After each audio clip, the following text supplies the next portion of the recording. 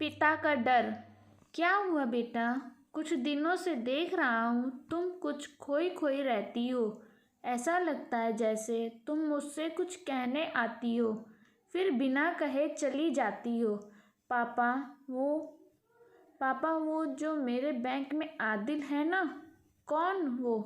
गोरा वाला जो चश्मा लगाता है। हाँ, तो क्या हुआ उसको? हम दोनों शादी करना चाहते हैं।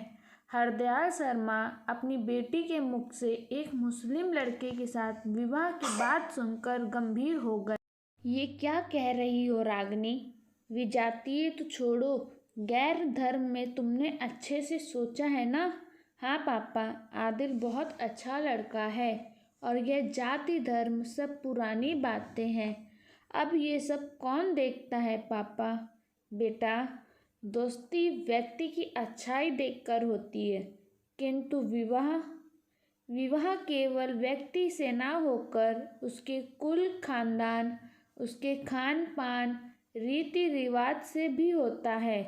तुम दोहरा मापदंड लेकर ज़्यादा दिन तक निभा नहीं पाओगी पापा।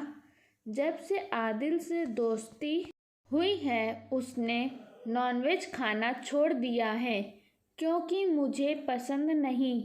वह मेरे साथ मंदिर भी जाता है। यह वह तभी कर पा रहा है जब तक यह बात उसके व्यक्तिगत सीमा तक है। जिस दिन उसके परिवार को यह पता चला, यह सब नहीं हो पाएगा। और हो भी क्यों? तुम्हारे लिए कोई व्यक्तिगत आस्था क्यों छोड़ेगा पापा? कहीं आप अपने समाज के डर से तो नहीं मुझे बहला रहे हैं? हाँ, मुझे समाज का डर है। और क्यों न हो, होना ही चाहिए। सामाजिक मान्यताओं को समेट कर रखना प्रत्येक व्यक्ति की जिम्मेदारी है। इसमें लाख बुराई सही, किंतु कई बार विभिन्न प्रकार के सामाजिक संक्रमण काल में यह रक्षा कवच बनकर खड़ा रहता है। किंतु मेरी चिंता वह नहीं कि लोग क्या कहेंगे। मैं सिर्फ तुम्हारे बारे में सोच रहा हूँ। जो मैं देख रहा हूँ, शायद तुम्हारी दृष्टि वहाँ तक नहीं जा रही है। पापा, आपको ऐसा क्यों लगता है कि मैंने बगैर जांचे परखे फैसला किया है? तो बेटी, तुम बालिग हो और आत्मनिर्भर भी। मैं न तो तुम्हारे साथ जबरदस्ती कर सकता हूँ, न ही करना चाहता हूँ। हाँ, इतना ज़रूर चाहूँगा कि कम से कम 1 महीने के लिए आदिल मेरे घर पे रहे। तो 1 महीना आदिल के माँ बाप के साथ रहो।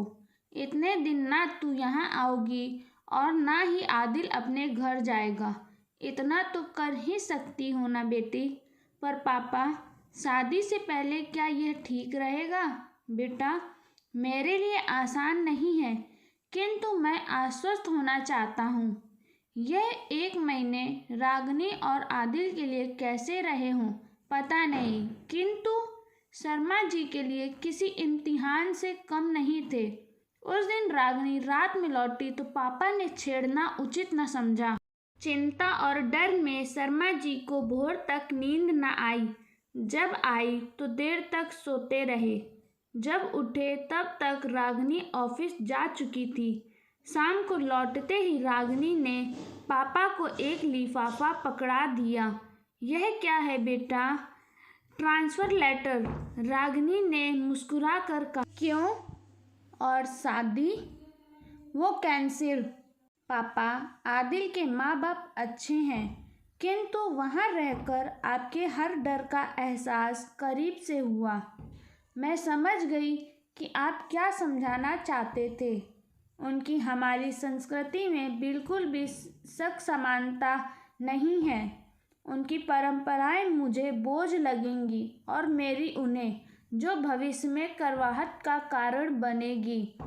थैंक्स पापा, ध्यान से मुझे समझने और समझाने के लिए।